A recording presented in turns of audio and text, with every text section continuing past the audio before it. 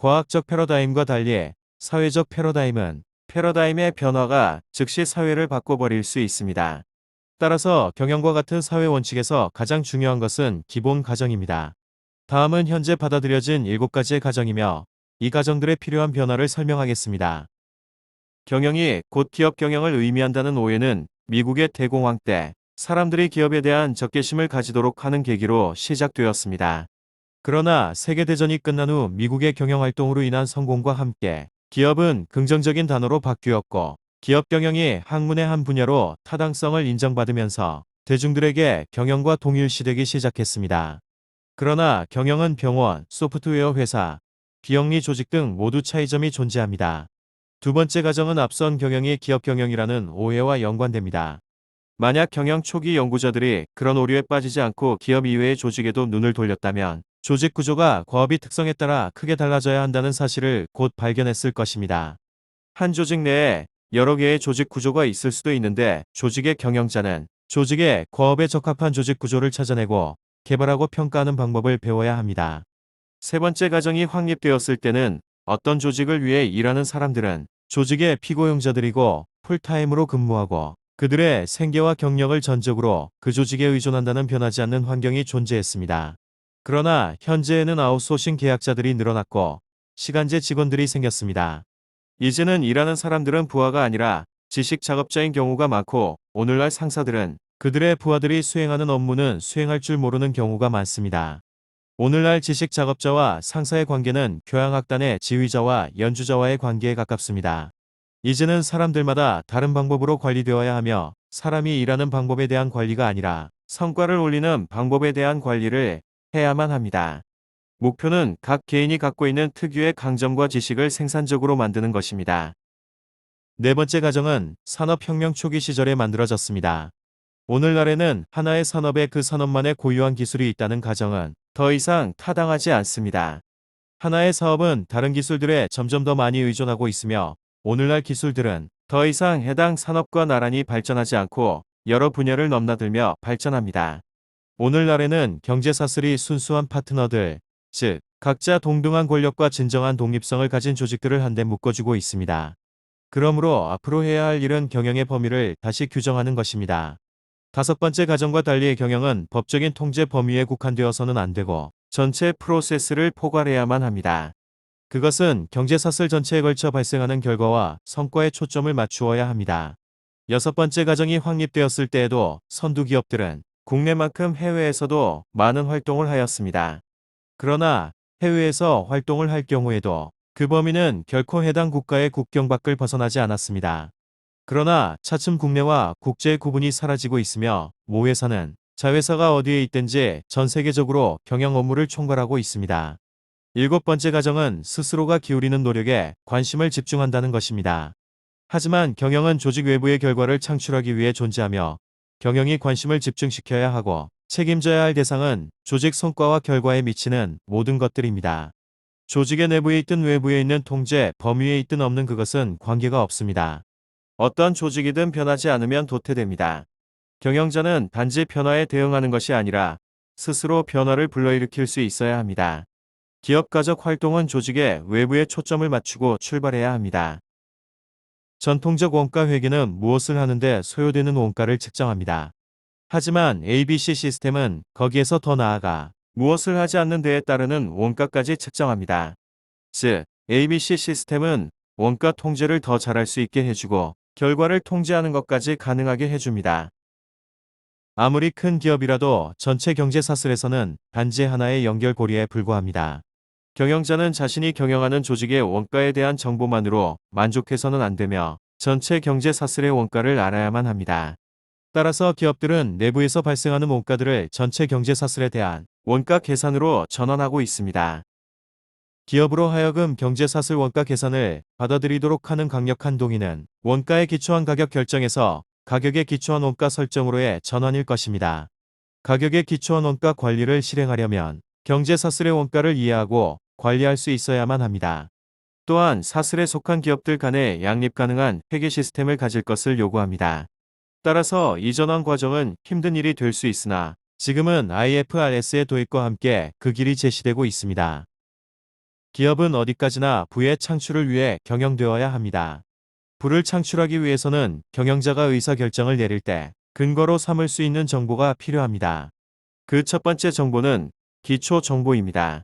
기초 정보는 현금 흐름, 유동성, 신제품 판매와 재고의 비율 등 오래되고 보편적인 경영 진단 도구들이 해당됩니다.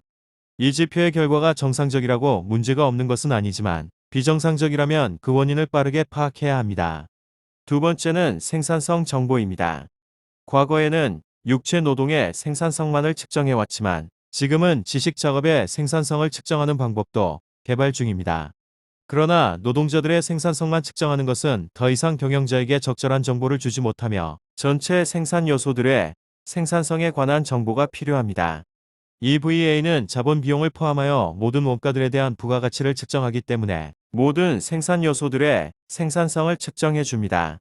다만 어떤 제품이나 서비스가 부가가치를 창출하지 못하면 그 이유가 무엇인지, 무엇을 해야 하는지 말해주지 못합니다. 때문에 그 해결 방법으로 벤치마킹이 자주 사용되고는 합니다. 세 번째는 역량에 관한 정보입니다. 주도적인 기업이 되는 것은 시장 및 고객의 가치의 생산자 또는 공급자로서 자신의 특별한 경험을 결합시키는 핵심 역량에 달려 있습니다. 각 기업은 이미 보유하고 있는 핵심 역량과 필요한 역량을 알아내야 합니다. 네 번째는 자본과 인재 배분에 관한 정보입니다. 사업에 관한 어떤 정보도 자본과 사람이 없으면 행동으로 연결되지 않습니다. 이것은 기업의 성과를 결정합니다. 부를 창출하기 위해서는 자본과 마찬가지로 인적 자원 역시 목적 지향적으로 신중하게 배분할 필요가 있습니다. 위의 네 가지 정보는 현재 사업 현황에 대해서만 말해줄 수 있습니다. 전략을 수립하기 위해서는 기업의 외부 환경에 대한 조직적인 정보가 필요합니다. 그곳이 바로 결과가 발생하는 곳이기 때문입니다. 그러나 외부 정보는 너무 방대하여 경영자가 그것을 다 얻을 수는 없습니다. 올바른 정보 시스템을 구축하기 위해서는 먼저 경영자 스스로가 자신이 필요로 하는 정보가 무엇인지를 알고 있어야 합니다. 어떤 기업이든 성과를 올리기 위해서는 진정한 의미의 팀을 구성하여 개개인의 노력을 공동의 노력으로 결합시켜야 합니다. 목표 관리에 의한 경영, MBO를 위해서는 많은 노력과 특별한 수단이 있어야 합니다. 경영자들의 노력이 저절로 공동의 목표를 향해 집중되는 일은 거의 없기 때문입니다. 목표는 직위나 직무에 관계없이 모든 경영자들에게 필요합니다. 그 목표는 부문별로 존재해야 하며 기업 전체의 목표로부터 도출되어야 합니다. 목표는 각각의 경영자와 그 부하 직원들이 다른 부문들의 목표 달성을 위해 협력하는 데에 있어 기대되는 공헌들을 포함하고 있어야 하며 다른 부문들로부터 기대할 수 있는 공헌들도 밝혀줘야 합니다. 또한 유형의 기업 목표와 더불어 인재개발, 근로자의 성과와 태도, 사회적 책임 등과 같은 무형의 목표들도 포함하여 단기 및 장기 전략적 관점에서 명확하게 수립되어야 합니다. 그렇지 않으면 근시안적이고 비현실적인 목표가 될 수 있기 때문입니다. 경영자가 된다는 것은 철저하게 책임을 진다는 것을 전제합니다. 경영자의 목표는 단순히 경영자 개개인이 원하는 바가 아닌 기업의 객관적 필요를 반영해야 하기에 경영자는 상위 부문의 목표 개발에 적극 참여해야 합니다. 또한 하위 부문의 경영자가 상위 부문의 목표 설정에 참여해야만 상사도 부하 경영자에게 무엇을 기대할 수 있을지, 어떤 엄격한 요구를 할 수 있을지에 대해 알 수 있게 됩니다. 목표 관리에 의한 경영의 주요 공헌 중 하나는 명령에 의한 경영을 자기 관리에 의한 경영으로 대체할 수 있다는 점입니다.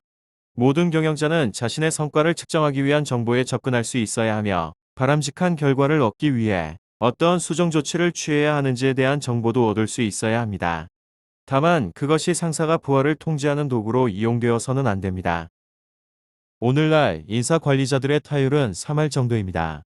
다른 3할은 평범한 직원이 되고 나머지 3할은 쓸모없는 직원이 되고는 합니다.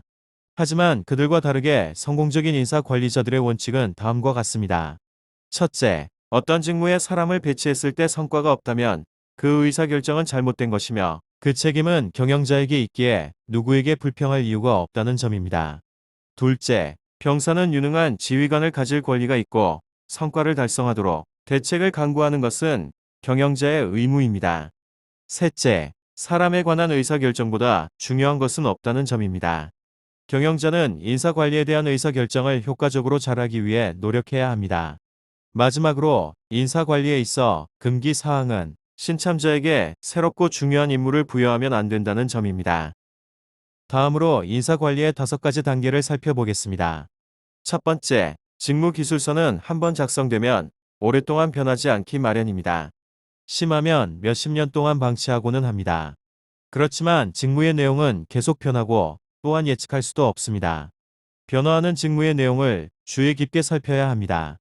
두 번째, 공식적인 자격 요건은 최소한의 고려 대상일 뿐입니다. 결격 사유가 있는 경우 자동적으로 명단을 제외하고 사람과 직무가 서로 부합하는지 효과적으로 의사결정을 하려면 자격을 갖춘 3명 내지 5명의 후보자들을 검토해야 합니다. 세 번째, 약점을 파악하는 것도 물론 중요하지만 효과적인 인사관리를 수행하는 유능한 경영자는 후보자의 약점을 찾는 일로 시작하지 않습니다.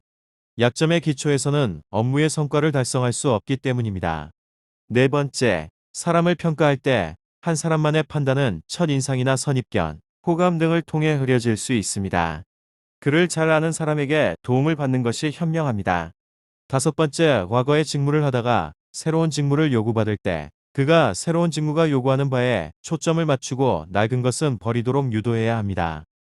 오늘날 가족 기업에 대해서는 경영학에서 잘 언급이 되지 않고 있습니다. 전반적으로는 일반 기업과 큰 차이가 없지만 다음과 같은 별도의 원칙을 지키지 않는다면 존속하기 어렵게 될 것입니다. 첫 번째 원칙은 무능한 가족을 고용하지 말아야 한다는 것입니다. 차라리 월급만 주고 일을 시키지 않는 편이 경제적인 선택입니다. 그가 어떤 직함을 가지든지 그는 최고 경영층의 일원이나 다름없으며 그를 계속하여 고용하면 회사에 대한 존경심이 사라져서 유능한 사람은 떠나고 남아있는 사람들은 아첨꾼으로 전락됩니다. 두 번째 원칙은 가족 기업의 가족의 일원이 아니면서 회사와 가족을 혼동하지 않는 매우 존경받을 만한 원로가 한 사람쯤 있어야 한다는 것입니다. 세 번째는 여러 분야에 있어서 전문가들의 도움을 받을 필요가 있고 그들에게는 완전한 권한을 넘겨줘야 한다는 점입니다. 네 번째는 후계자 선정에 관한 의사결정을 가족이나 기업 어느 쪽에도 편향되지 않고 아무 이해 관계도 갖고 있지 않은 외부인에게 맡기는 것입니다.